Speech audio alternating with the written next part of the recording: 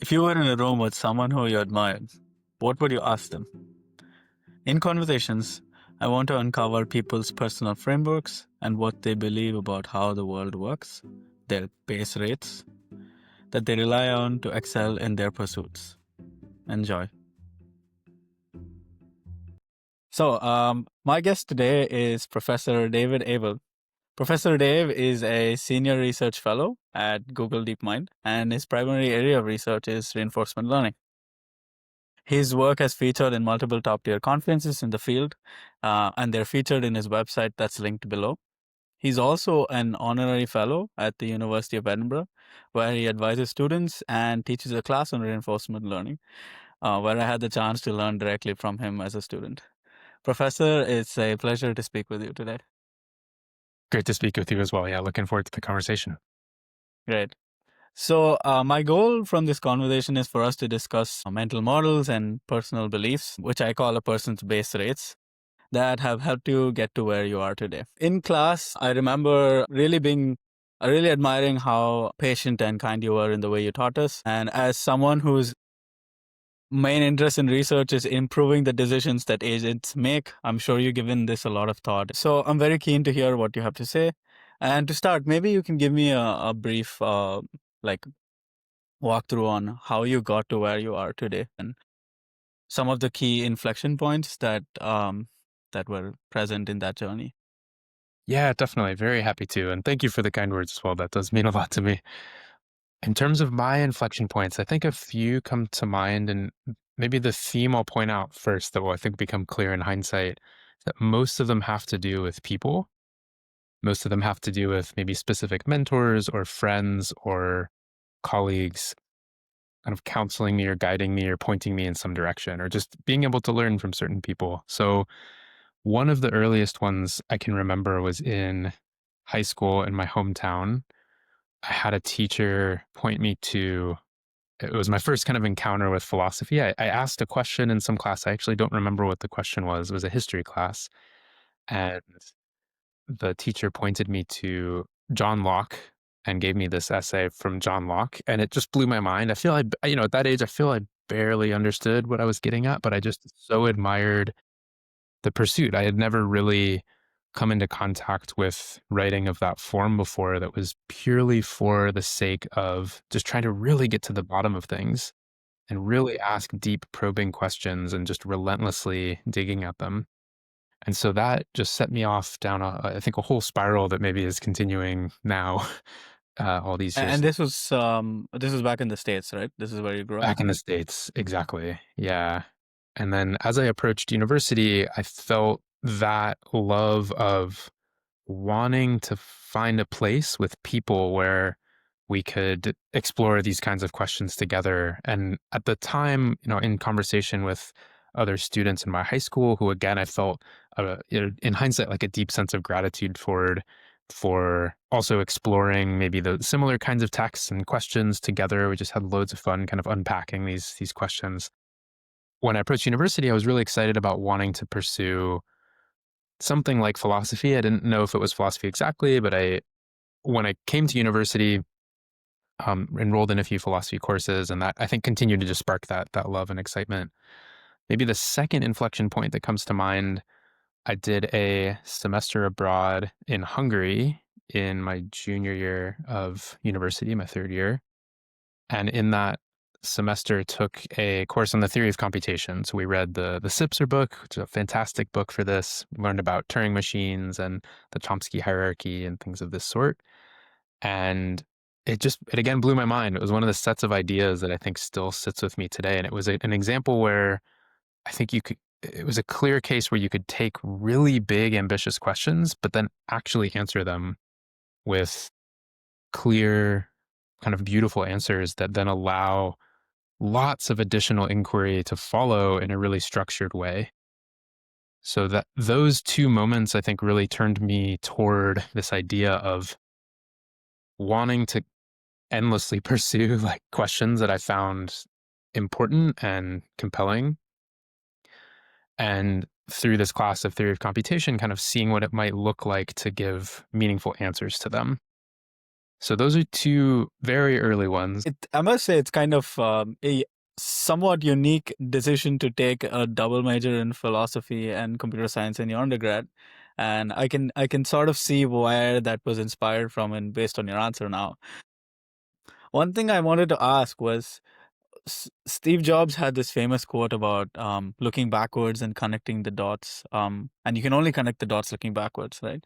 So, Yeah. how do you think about like being intentional about certain choices and the role that maybe just luck plays, and Mm. in terms of making decisions that have like high levels of synergy between themselves? Yeah, definitely. I really resonate with that point about hindsight. I mean, in research, I find, right, there's this diagram someone's drawn a few times of where you started, where you ended. The path you took is usually this winding spiral with lots of diverging paths. And then the paper you write is often connecting the two dots with a straight line. But there's really this winding path. And in our own lives, of course, I think there's a similar view that looking back, you often just see the straight line, even though you might have taken quite a few paths to get there. As far as kind of principles for looking forward, I absolutely agree. I mean, luck plays such a huge role. There's luck in the dimension of timing, right? You could have in terms of the maybe research, but I think this generalizes. You could have a great insight, a new discovery, but it's just the wrong time. It's maybe too late, maybe it's too early. It's not quite, it doesn't quite fit into the landscape in the right way. But sometimes timing plays a big role for our own decisions in our own lives. Maybe you're ready for a move, but it's not the right time in your life for logistic reasons. You know, you have a job or a finite program that you're enrolled in, whatever it might be. There's things changing with your local community, with your government. There's all sorts of things that can impact um, the luck that you're dealt in life. So I do like this phrase of like luck favors the prepared mind, that there are maybe Hmm. ways you can kind of try to give yourself the right sorts of luck. But of course, you can't control this completely. But for myself, I like, let's see, I have a few sort of strategies for myself. One is that I do like planning in roughly like 5-year windows of my life. I think it's harder to go beyond that just because there's so much uncertainty in life. Even 5 years is quite a long time. And of course, the world changes a lot within 5 years now, It's only too. getting worse these days. Yeah, The right. unpredictability. Exactly. So I tend to almost not worry about things beyond the 5-year window in as much as you can. I mean, I think there's general principles that you can accumulate that maybe you live according to that are intended to prepare you for beyond that window. But for the most part, I think it's really hard to make genuine plans for things beyond 5 years. So maybe another that comes to mind is just about, yeah, figuring out what's non-negotiable for you as much as possible, and then building from that first. So, like, prioritizing decisions around the things around you that are non-negotiable for whatever decision you're making, whether that's the people in your life, family, friends, the city you wanna live in, the whatever it might be. And of course, you don't always get full control all over this. There's always constraints in play. But I think figuring out the non-negotiables first can be really powerful, to then just sort that and then make decisions after that. Um, the other thing I've found is that oftentimes in making decisions, there's an abstract version of the decision, and then there's the grounded reality of it. So I'll give an instance of this, that when I was finishing up my PhD and my wife and I were thinking about possible next steps. So I was applying for jobs. She was considering a career change, and around the same time, we were planning a possible move to a different city. And I was applying quite broadly, and I finished up a long program, and I was interested in lots of different possible next steps. And I kept kind of going back and forth on the pros and cons of different abstract pathways I could take. The classic one in science is industry versus academia. And of course, I'd go back and forth on, here are the benefits of industry, here are the benefits of academia. And this persisted through much of my PhD. And I tried my best to absorb lessons from mentors and colleagues and friends and things like that too. And have many conversations with my wife and talk through it together. And what I ended up finding was, after I applied, some concrete decisions were put in front of me on either side of the kind of academia industry divide. And that made the conversation and the decision not easy. It was still like a non trivial decision. It's a big life decision with a lot of parameters, but it made it easier, certainly. I could see past this kind of abstract cloudiness of these much more, yeah, less concrete characteristics to do my wife and I want to move to this city or to this city? Like, if I take this job, she would likely take this job. And then if we went to this other place, we would each have these two jobs. Like, how would we each feel about that? How would we feel making these moves? We would have these colleagues, we would have these goals within our work. And so, in general, I find concrete decisions can be a lot easier than abstract ones. And so, not that it's unimportant to spend time on the abstract decisions, but just it's good to recognize that oftentimes there's a chance for those abstractions to get filled in with detail that will make it easier to make the decision. Right, right. It sounds like we have notions of reality in our head, and then we're giving the world a chance to give us back some signals on what's actually possible and what's not, and you can go from there. Absolutely. Yeah, well Right. said. Yeah, yeah. Yeah, trying to orient my life in that way, I guess. When you can have like so many possibilities in your head, and it kind of gets very hard to look at like well, you can get lost in that realm, in the abstract realm, let's Mhm. say. Right? Yeah. Yes, yes, absolutely. I'm glad that you brought up the PhD because I was curious. So when you're ending your PhD, I'm sure like a bunch of decisions you had to make, like you were just talking about. This concept of opportunity cost is there, right? And you've got like sort of things to trade off. And in your case, you have multiple people involved as well, right? Um, was the shift from Brown to where you ended up? Was it an obvious choice in the end, or was it something that was kind of was a more difficult thing to do? Yeah, let's see. I would say I'm certainly really happy with the choice, and I've had a wonderful time along this path. I think Yeah, the other couple I was considering, there's a good chance that I would be saying the same thing in like those alternative, versions of the world where we had my wife and I decided to make some different decisions. I probably would have had a lot of fun over there too, and hopefully, I felt confident about the work that I'd done. It was a hard decision in a lot of ways, in part just because there aren't that many obvious phase shifts in your life hmm, in a lot of cases. I mean, it obviously depends on everyone's life, but these opportunities where you're closing one chapter and starting another one and leaving behind one kind of state of mind, one set of goals, one maybe apartment or neighborhood, group of friends, these sorts of things, and actively choosing to start the next chapter. It's just, uh, how many of those are there really in an individual's life? Maybe 10 or something, plus or yeah, minus some amount. And so it was a moment where I knew that was happening. And in light of that, I just really wanted to make sure I took that decision quite seriously and gave it the time and like the air to really think through it carefully. And ended up, yeah, really, really happy with the decision. It did spend, I think maybe one way to measure the difficulty of the decision is how much time did you spend thinking right. about it and making lists and talking to people. And I did that a lot with this one. So in that sense, I think it was a hard decision, but very happy with how it played out. That's great. Well, I guess it's fair to say that you've sort of got yourself to a position where you get a little bit of both in terms of academia and industry. Because these days you're a senior research scientist at Google as well as an honorary fellow at the University of Edinburgh, right? And I noticed that on your website you've got many notes for papers that you've read, and you like to in class you always like to share and encourage learning. And I see that there's been always this passion for sharing knowledge and encouraging people. So how did you get to decide that you wanted to do a dual role of teaching and research at the same time? And how does one affect the other? I see. Oh, those are great questions. Let's see. So I'll take the first one first about how I kind of came to know I wanted to do both. I would say it really came from during my time in my PhD, I got to TA with my advisor. My advisor is an amazing teacher. He's such a good lecturer. And in one-on-one, he would there would be times where I didn't understand something and he would get on the whiteboard and he was so good at teaching. And one element I think been clear, like this is something that Feynman would always advocate for. Like if you have truly mastered a concept, you should be able to teach it at a level where most people can understand it.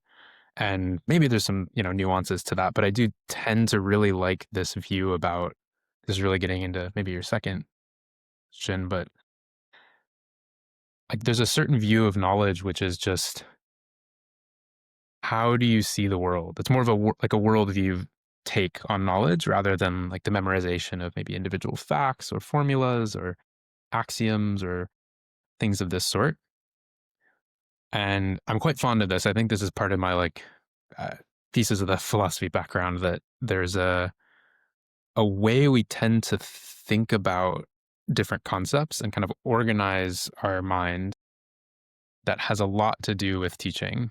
So, as one example of this, like I love the metaphor of trailheads for thinking about a topic. And so, if we wanted to first encounter, say, information is one example I quite like. Like, if we wanted to think about what information meant, like what it means for you and I to share information back and forth, or for us to share information with someone else, there are all sorts of ways we could start to systematically study and think about information.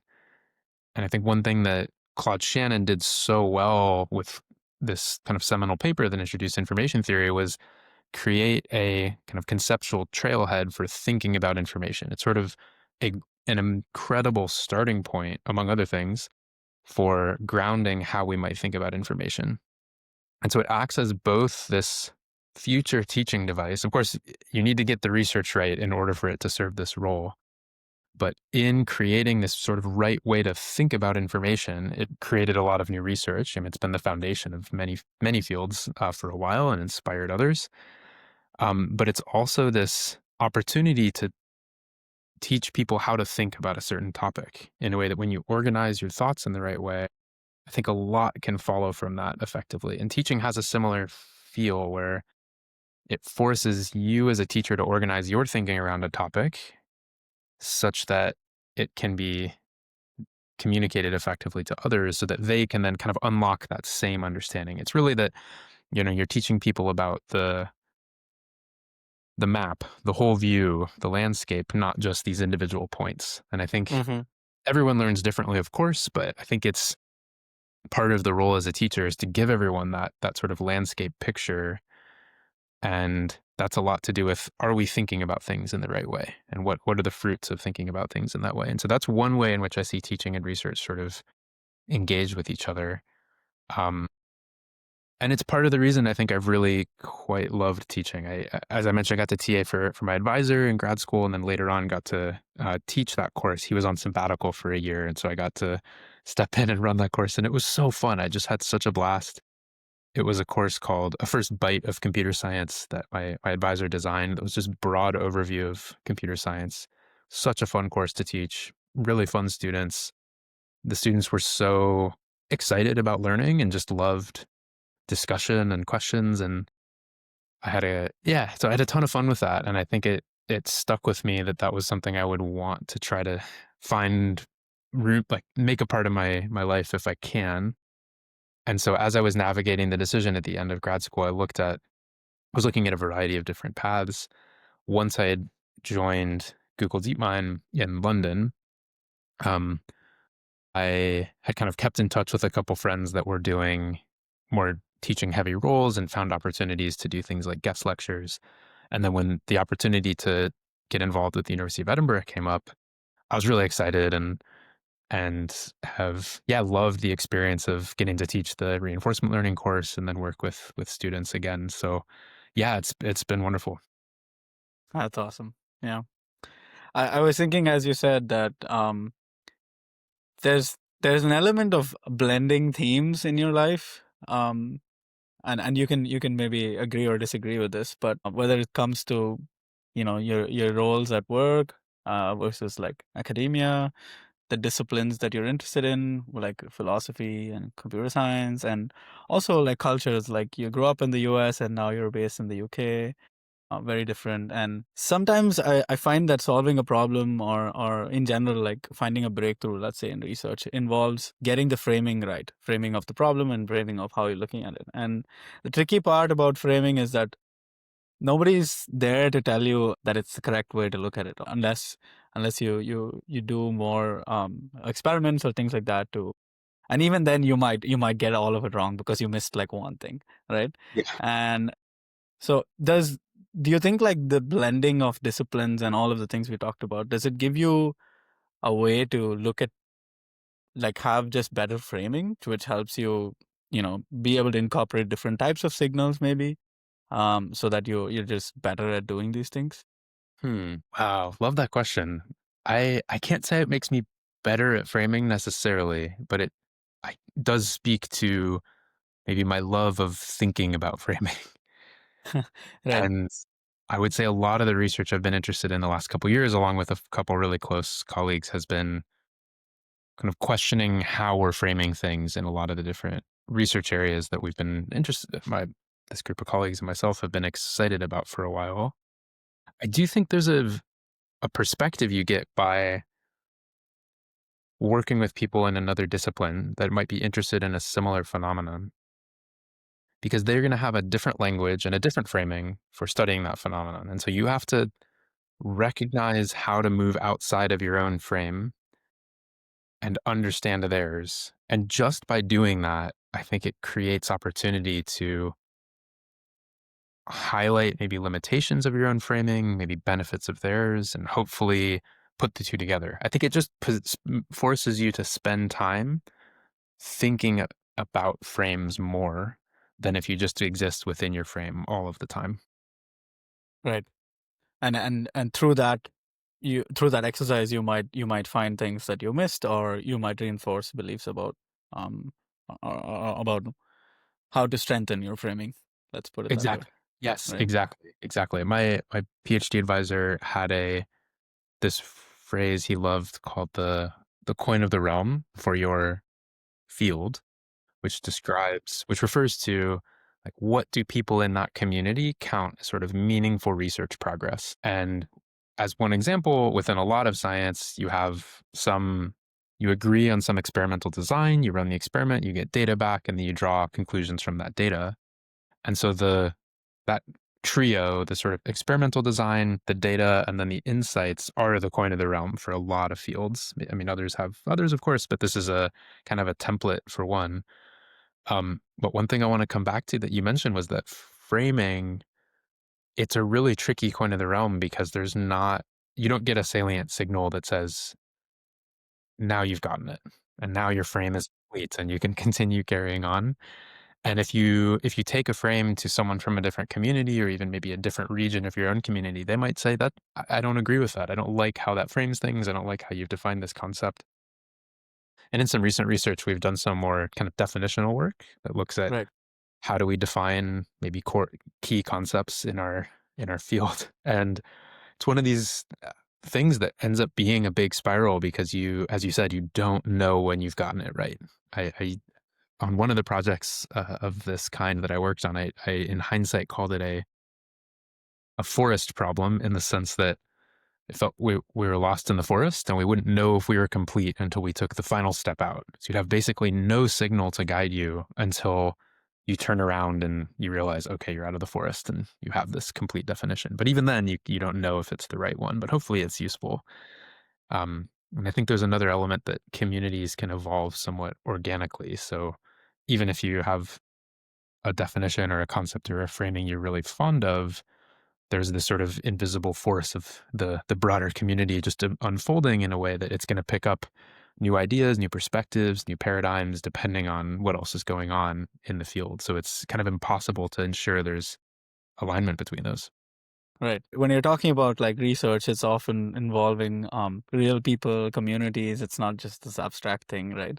And I can Yes. imagine that when you're talking about framing things at a foundational level, like your recent work about defining specific concepts in RL, you need sort of reframing at a human level as well, about, let's say, dealing with feedback and emotions and things like that. So how have you thought about the role of courage and self-confidence when you're doing these things?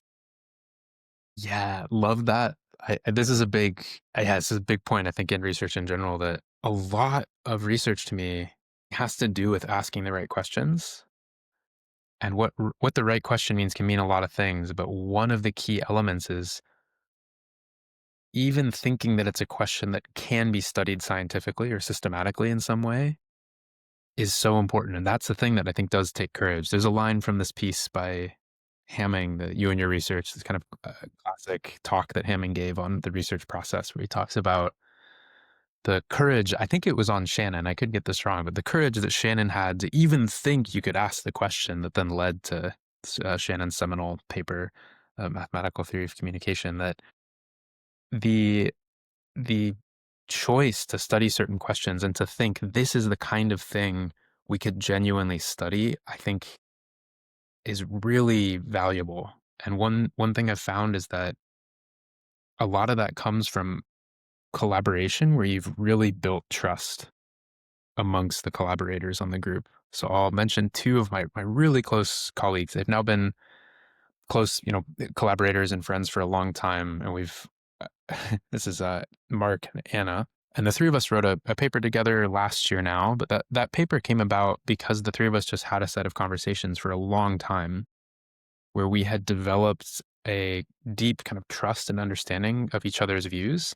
And we each have I would say, a very different view on research and science and what literature we read and what papers we read. But there was this really kind of fantastic synergy between the perspectives. But I think that came about because we just were willing to be completely sort of trusting of one another in a way that it allowed a version of courage to show up between the three of us. Or if one of us proposed an idea, the other two would just say, let's go for it. Let's give it a shot. Why not? Let's see where it takes us. And I think in isolation, it can be harder to convince yourself that certain questions are worth pursuing or valuable. And that general style of research is something I've really tried to mirror in a lot of the projects I've been heavily involved with recently, where it's important. This is actually something that Anna had told me. I forget the source of this, but it was something like you should tend the garden before you build the tower, which is to say it's good to sort of cultivate what's around you and make sure you're building a good community, building a good culture, a culture of kind of trust um, and collaboration. And then from that, you can do something great together.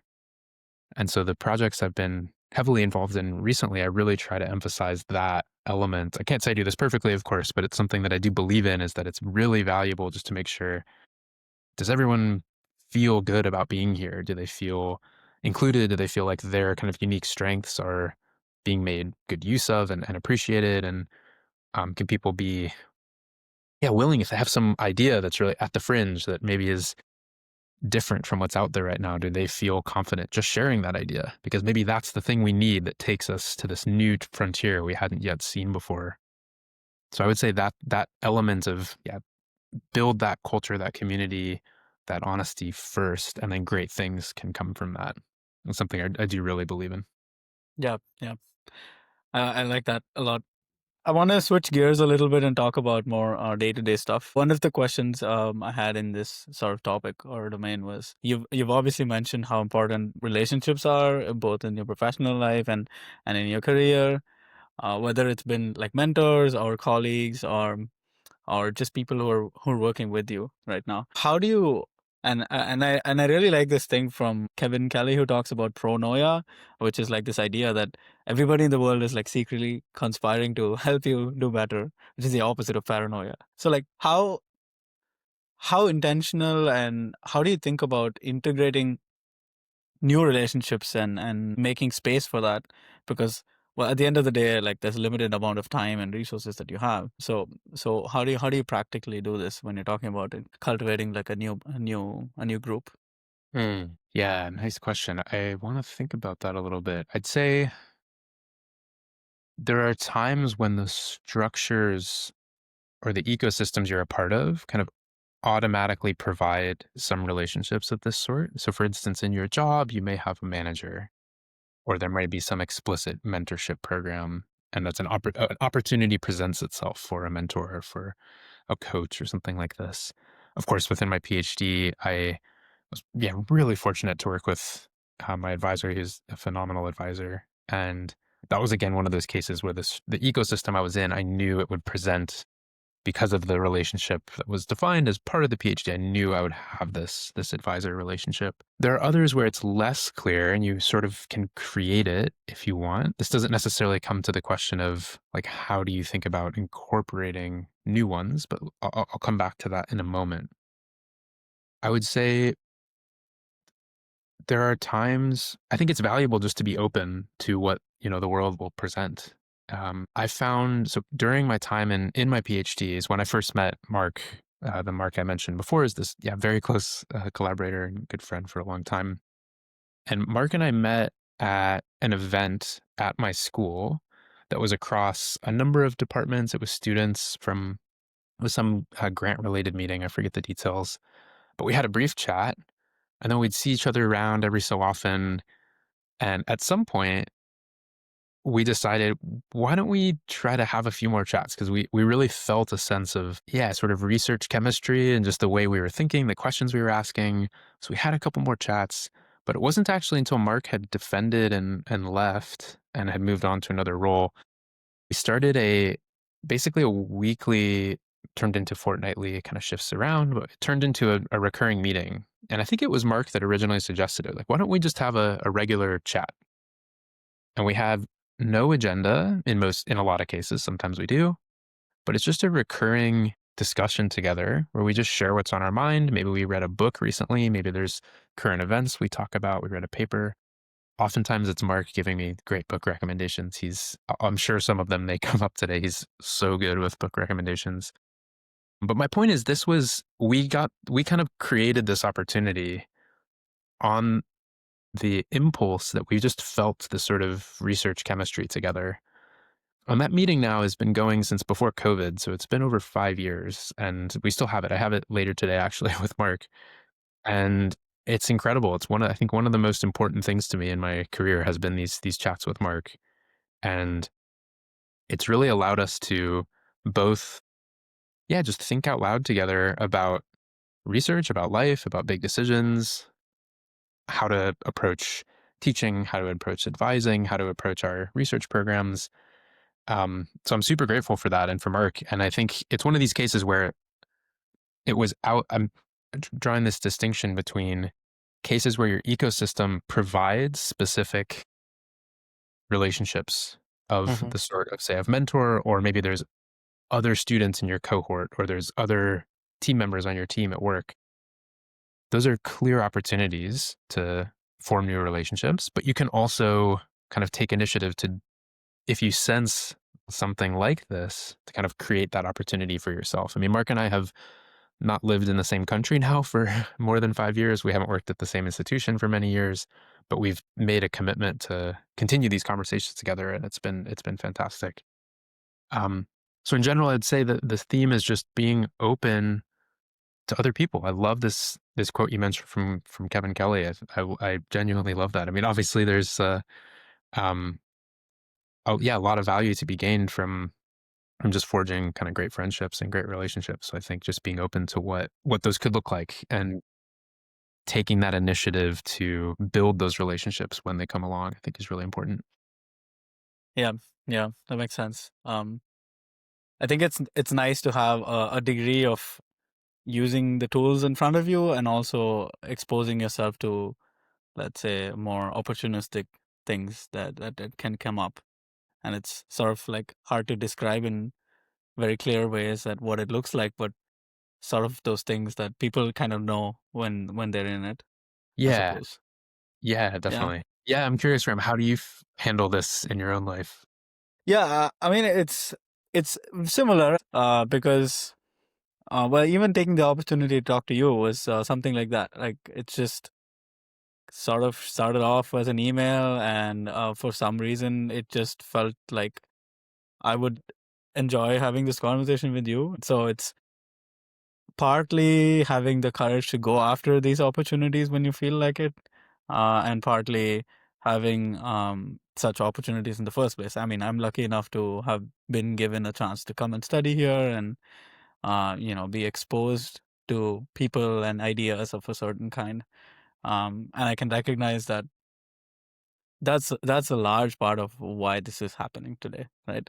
Another thing I wanted to ask was like taking on the parlance of reinforcement learning and the explore versus exploit. I mean, I had to get one of those in Sure. in this topic. I'd say that everybody is like usually spending time split between thinking about what they're doing and then actually doing the things. So I'm not going to ask you exactly how you do that. Rather, I'd talk about even this explore exploit exists in a worldview. My question is like, what are some ways that you evaluate your own worldview, let's say, and update it so that maybe it fits your values more optimally, or your outcomes? Hmm.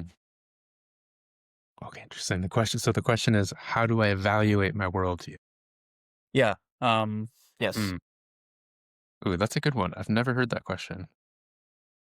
I like it. Yeah, let's see. I'd say there are maybe intentional ways I do this, and then slightly more subconscious ways. The subconscious ones, since they connect to the previous thread, I'll just mention those briefly, which is that I think your worldview almost by necessity comes out in your certainly in your action, but also in just conversation, especially in maybe in a research context where as you're doing maybe this framing work we were describing, there are ideas about framing or even which questions are meaningful to make progress on or how you make progress on certain questions. Those in a way feel downstream from your worldview. Like your worldview is going to be sort of written all over the choices that you make in research and in your life more generally. And so I think there's a sense in which being open to authentic scrutiny is incredibly valuable,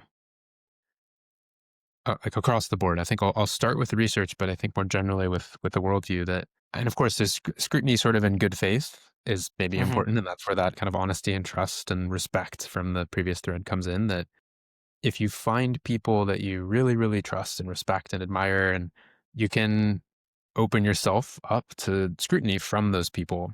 Um, like my manager Andre at DeepMind is phenomenal at this. He's so good at f- uh, providing feedback and finding kind of holes in thinking. And he and I worked on one of these definition projects together. And the way it would work, we would pass docs back and forth with proposed definitions, and he would almost always come back and say, "Well, I have this one case we need to think about." Almost always. So when it comes to our worldview, I think a really valuable way to ensure your kind of worldview is coherent and allowing you to live according to your values is just to find ways to get that authentic scrutiny from others. It could be from yourself.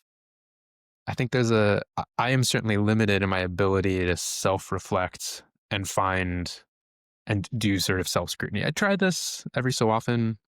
I have I make heavy use of my schedule in general, and I have a block every Monday for 15 minutes. That's like a reflection block where I usually do some kind of exercise, either hindsight or looking into the future about like what decisions do I want to make, what are my goals right now. And those are usually windows where I much more intentionally think carefully about my worldview. It comes back to a 5-year plan. You know, what am I working toward right now? Are those the right things to be working toward? Am I balanced right now? Am I kind of allocating too much time or energy toward one area of life? And I think those scheduled windows, I don't make it every time, you know, life gets in the way and so on, but it's regular enough that I think do find ways to perform this sort of self scrutiny and evaluation. Something I'm picking up in what you're mentioning is it's good to have trusted advisors to kind of be able to catch maybe your blind spots, or things that you may not even know. Because I was thinking about humans generally tend to like narratives, right? Mm. And we kind of like the idea of being able to explain why certain things happen or didn't happen. And it's easy to get into this sort of thinking where you're able to rationalize everything, and there's like a reason for everything. And sometimes you do need like a more objective view, perhaps, on just to be able to say, sometimes things happen. I think playing poker sort of teaches me this very well in that sometimes you can make all the best moves and you can still lose. So it's important not to be like outcome oriented and um, get into the trap of kind of looking backwards and putting up a story of like why certain things happened or didn't Mm, happen. And it seems like one way to be really robust to this kind of stuff is to have people around you to help with that, definitely. and maybe also mentally challenge those kinds of notions when they arise, so that you don't fall into those traps. Yeah, exactly. Exactly. And I would say one other thread I'm quite fond of in this space is using writing as a mechanism to kind of clarify your thinking. I've heard Rich Sutton say this quite a lot, that like writing is thinking, and I'm probably misattributing the exact quote. I forget how he said it, but I love this idea of using writing as a way to clarify your thoughts. And so I do try that quite often as well. And it fits into your point about narratives, that as you write, you often are trying to construct the broader narrative from moments. And so it's forcing your mind in a way to discover what that narrative might be. And if it doesn't quite hang together, I think that comes out in how you write. Right, right. So I wanna now talk about like how should someone who's just starting off, how should they be thinking about things to get to where you are? So let's say I'm a person in my early 20s, and I'm just like I'm getting started in my career as a researcher, and I want to be part of a great team like Google DeepMind, right? What are the main things that he or she should be doing at this? Yeah, good question. I'll preface this with a point I've heard others make that I have appreciated, which is that the same ladders I may have walked up may no longer exist. Right, Like, because the world has shifted, my advice might be outdated. And I'm also, I was luck plays in a big factor, timing and all this. And I think, got lucky with a couple decisions that have ended me in the position I'm in. And super grateful for that, of course. But I just want to preface that by, I'll do my best to provide sort of general advice, but I just want to caveat everything I'm saying, that um, the world has changed. So one thing that's already come up is like finding kind of great colleagues. And I'm still looking for a good term for this, but like this, like career kind of sibling or partners, however you want to think about it. But like, in addition to mentors, finding these people that are at a similar career stage to you, and really cultivating those friendships and those relationships in a way that you can kind of bounce ideas off each other as you're navigating maybe a big career shift. Should I go to this place or this place? Or what should I work on next? Or whatever it might be, to like lean on each other for navigating those decisions. So just keeping an eye out for those sort of career companions as this additional role to someone like a mentor. Like, mentors are amazing, and I again very grateful for the mentors that I've had along the way and still have now. But in addition, because mentors are kind of more often talked about, I want to point out this role of like the career companion, of like one or maybe more people that can play that role. That's one thing to just definitely want to emphasize. right. I think because it's less talked about, could you explain to me what sort of role this person is filling in your life? Yeah, for sure. So the two I have in mind are Mark and Anna, who are, we've written papers together as one example. Since we're in research, like that's one thing we can do as a group. But another thing that we've done is just, yeah, we share resources. So maybe books is one example. I mentioned Mark gives great book Right, recommendations. So does Anna. And I feel that as we've kind of been unpacking our thinking, our own research program's been unfolding, it's a way to just maybe go beyond our own frames, to get that authentic scrutiny, to get that authentic questioning, to say, wait a minute, I think what you're saying here doesn't quite fit with the narrative you've been putting together so far. And so that's another thing, is just getting that. Maybe I'd put it as feedback. Like feedback, the quote, right, feedback is a gift, I think is very true. Like, good feedback is so salient and valuable. And from people that you really trust, if Mark or Anna were to tell me, I don't think this research question is the right one to pursue, I would take that very seriously and probably reconsider pushing on that research question. So in addition to maybe resources, there's feedback. Um, there's a paper, I think it's actually from earlier this year, called "It Takes Two to Think," mm-hmm. that makes this point that the process of just having a conversation is one of the best ways that we can think maybe and go beyond our own frontiers, right? If you or I were to think about a topic, we might stay within some region, but together there's an opportunity to maybe go beyond where either of us would reach individually. And so I think that's another thing that this kind of career companion can do, is just to help you see blind spots, like reach new frontiers. Those are the main things I'm thinking of, but I'm sure, I guess the other thing that to be concrete about it, Mark Anna and I have run events together that are trying to sort of build a community around a certain topic. And again, we just know we work well together. And once we have that, it's just very easy to pick up and say, let's get the three of us together, let's run an event, and we're off and running. And we don't need to think about too many of the details because we know we just work really well together. Right. Yeah. So I guess one thing for people who are starting off is like, okay, try to find others of the same kind, so you can try to spread resources, do different things, and benefit from the collective efforts rather than being isolated. That's kind of one thing I'm taking away. Exactly. Another, I think, more practical question is like, these days, you've got a lot of AI coming out, and a lot of these like junior roles are now being more scarce, and it's unclear, maybe to some extent, what exactly are the skills that people are looking for. So how would someone who's starting off, prioritize what they should be making sure they're good at, and how should they be presenting that to potential people who want to work with them? Yeah, it's a tricky one, to be honest. I have some thoughts, but again, I recognize the challenge of this space right now, for sure. I would say there's a couple things that come to mind. I mean, one is that maybe one of the main themes so far has been about people, and like networking in general, I think remains really important. And a lot of things come about through networks, and I think that's been true for a long time. It's not the only thing, of course. I think there's maybe in research and science and academia, there's a belief in something like a meritocracy, where if you just have some set of great skills, you'll find your way to the right position. And I do hope and believe there's still some room for that, if not a lot of room for it.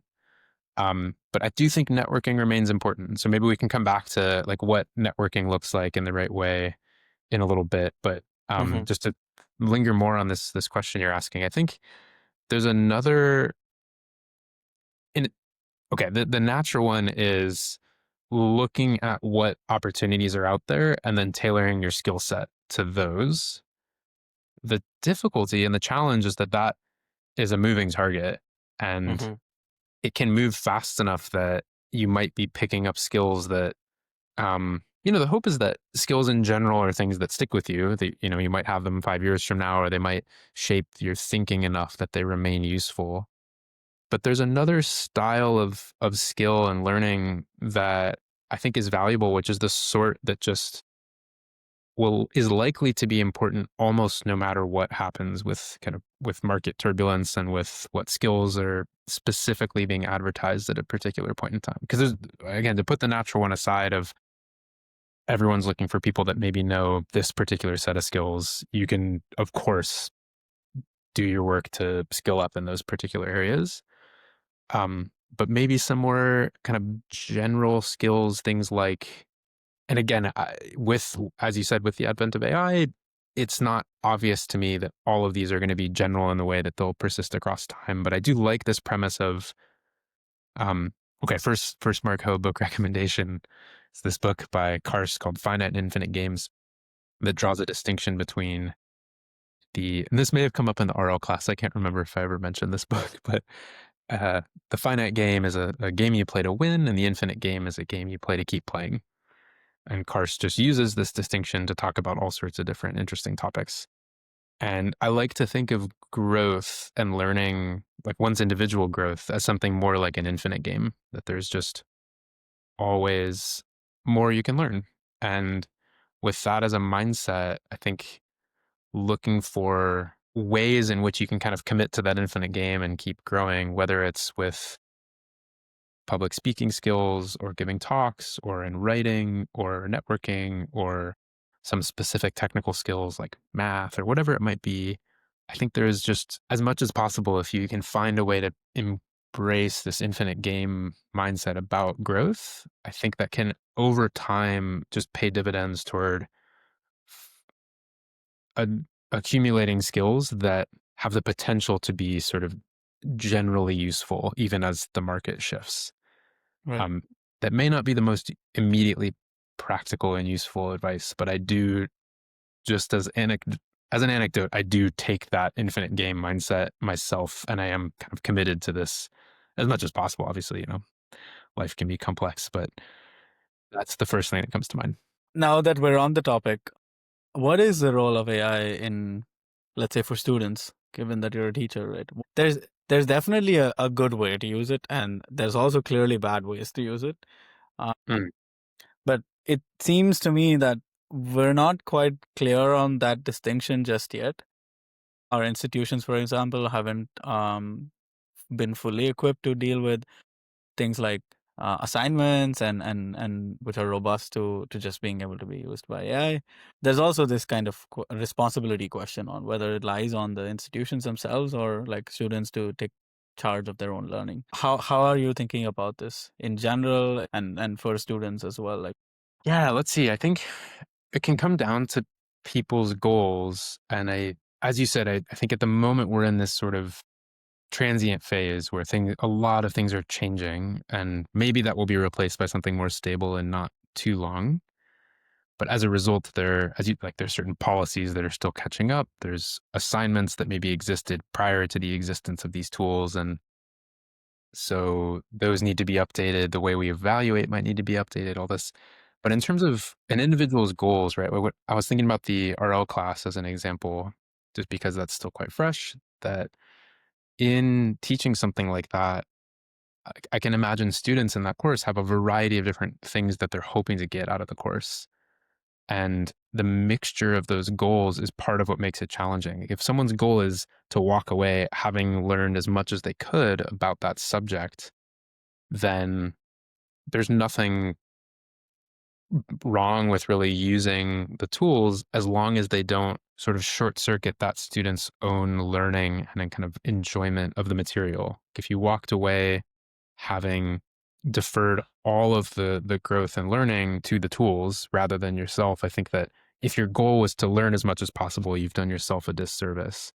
Where maybe a discussion that some of the students might have had about a topic that maybe came up in class or came up in an assignment, and that discussion might have created this great learning opportunity for everyone to really get to the bottom of something. Like, oh, I didn't understand this.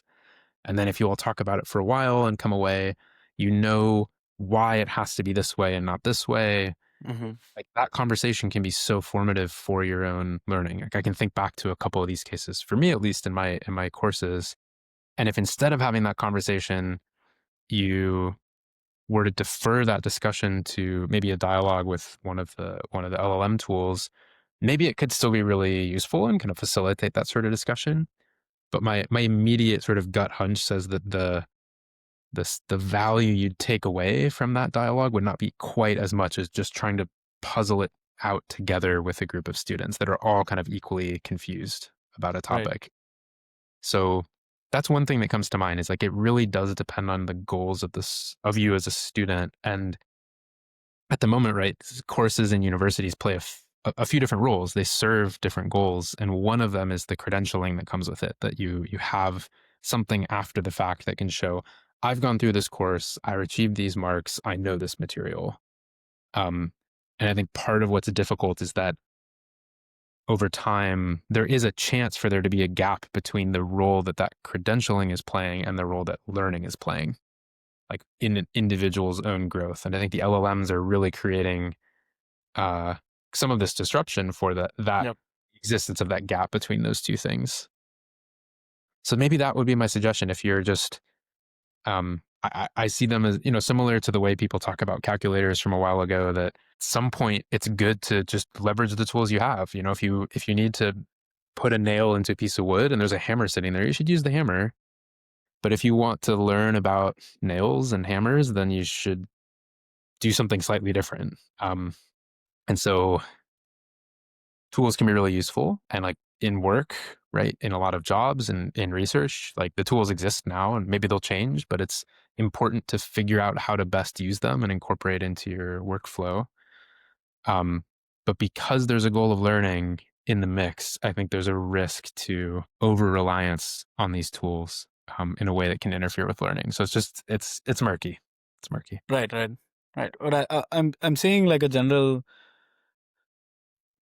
sort of summarization of in terms of what someone who's like starting off can be doing is to focus on finding other people who are in a similar stage of their life, apart from like the mentors and things like that.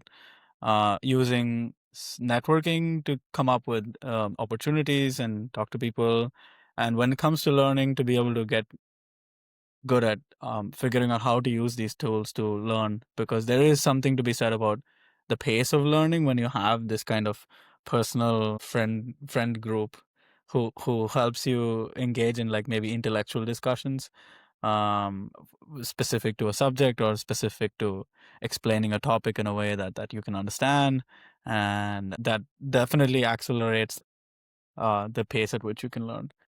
Mm, absolutely. Is Yeah, that is that's that is that like a fair view? Okay. definitely. Yeah. Yeah, I think we're coming towards the end of this conversation. I've had a good time, and I wanted to get like your quick takes on a couple of questions. The first one is, someone who's in the forefront of like AI research, what's something that you're very optimistic about, and what's something that keeps you up? Interesting. Okay. On optimism, what am I optimistic about within AI? I'll say that I'm excited about our potential to understand things that historically in science we just have not understood. I think like things like cognition and the mind and AI have been one of the big frontiers within science for a long time. And there's so many great people working to try to understand the systems we're building, but also brains and biological organisms, this kind of broad spectrum across cognition and agents and so on. And it really feels like we're making genuine progress. And that's really exciting. And like I've had colleagues say that scientifically it's one of the most compelling times to try to be a scientist, because suddenly we have these amazing new tools around to think about. They're quite magical and mysterious, and there's lots to unpack and understand. And so it's a great time to be excited about learning more about things like agents and cognition. So that I'm quite optimistic about.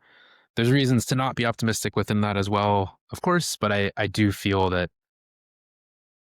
we're making genuine progress, and that's quite exciting.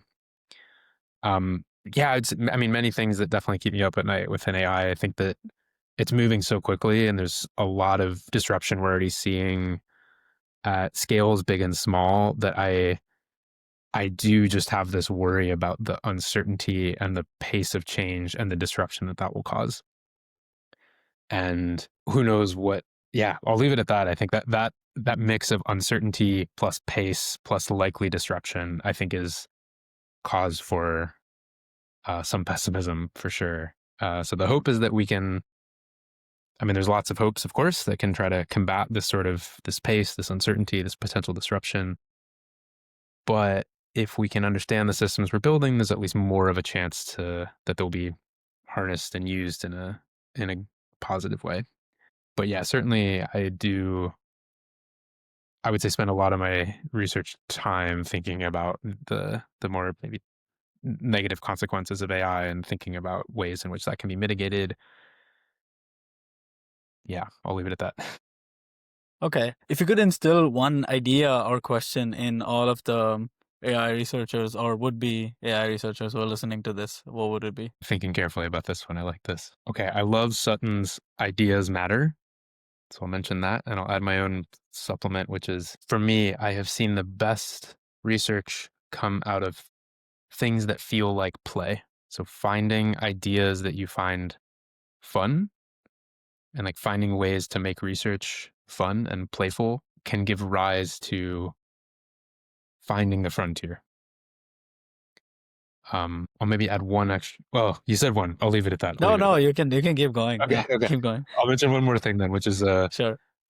a cartoon I like quite a lot. A figure, I should say. It's not quite a cartoon, from this paper called "How to Choose a Good Scientific Problem." I think one, as I said earlier on in the conversation, like I really think a lot of research is choosing the right question. And what does the right question look like? It looks like something different for everybody. This hint about finding kind of a fun question, or one that you just feel a sense of like excitement about, I think is one good indicator.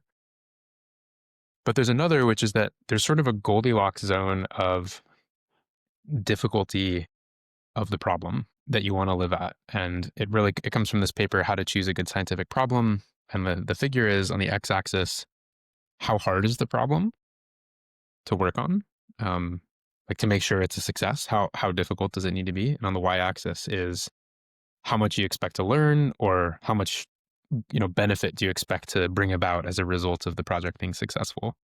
And the first thing they point out is the bottom left region of this figure, where you're working on a hard problem with very little benefit or very little knowledge gained, we should just avoid. We should just not work in that region. But there's this sort of Pareto frontier of easy problems with little benefit. And then as we walk along this frontier, you get to the very hard problems with lots of benefit. And it's that curve I do genuinely think about in my own choice of research question, knowing where to put yourself along that curve. It matters, a lot based on your situation in life. If you're finishing up a program and applying for school in a year, that timeline gives you a specific difficulty that you should probably be shooting for along the curve. So I would say, like, great questions are what make research in a lot of ways. And what makes a great question in part is what point does it occupy along that? I like that. That's nice. In 50 years' time, let's say, I'm going to make two assumptions here. Okay. One is we've discovered alien life that's out there. And the Okay. second is we've got a version of AGI or ASI or whatever term is hot these days, right? Which one do you think will find more alien to us, to humans? Which one will feel more alien, between actual aliens or AGI? Huh. My hunch would be, of course, I'm speculating in the spirit of the question, but my hunch would be that because AGI and ASI, whatever it might look like, will emerge within our own ecosystem. It will be a product of Earth in a way, and people will have a heavy role in its design and creation and so on. There would be some degree of familiarity to this, probably more so than alien life. I think if I think about just how vast everything is beyond our solar system, the potential diversity that alien life could take on is so kind of I would anticipate what alien life could look like just goes so far beyond the things that could emerge from our own ecosystem. So that would be my hunch, is that alien life would feel far more different than something that is built here. Right. All right. And final question is, looking back at your journey so far, is there a piece of advice that that sticks out to you the most? A lot do, to be honest. I think most of my core mentors over the years have each had a few pieces of advice that have really stuck with me. Maybe there's one that comes to mind because it's the most fresh, which is that people tend to exist on this. There are these two endpoints within biology. This comes from my PhD advisor, in talking about how to direct your energy is the question, and the response is that there are these two evolutionary strategies called R-selected and K-selected, and I never remember which one's R, which one's K, but R is roughly the strategy where an organism, again, I'm probably going to get the letter wrong, but the organism creates many, many offspring, or many, many eggs, and then in the hopes that some small number of them will survive to carry on the genes of that line. And the other one, K-selected, is there's the organism has like a small number of offspring, and they do everything they can to protect the offspring and make sure that offspring has a healthy life. And these two extremes, I think, represent versions of styles of work as well. Like you either can fully dedicate yourself to one thing and nurture that one thing within work, or there's opportunity to try your hand at lots of different things. And I think people just tend to have an innate a sort of inertia that carries them somewhere in this world, and it's okay to just sort of accept your version of that. You shouldn't feel pressure necessarily to shift. So maybe a more general point is that the more general lesson from this is that it's really valuable to know yourself, to like come to understand yourself, and it's okay to kind of accept the eccentricities that make you who you are, and to embrace what makes you, you know, an individual within within your community, and to just stick by that and kind of back those principles. Yeah, I like that. I firmly believe that self acceptance, which is one step beyond self knowledge, is directly correlated to your own individual peace and ability to play. And we were talking about like how the best work comes out when it's like play to you, because you have just this amazing capacity for being creative and working hard when things just flow naturally. And like looking back upstream from that, a lot of it is from individuals who are clear or confident in who they are and what they do, and sort of almost rejecting the world's judgment on, right? And it's seems like a good spot to end this conversation on. Thank you very much, Professor, for this. It's been a pleasure.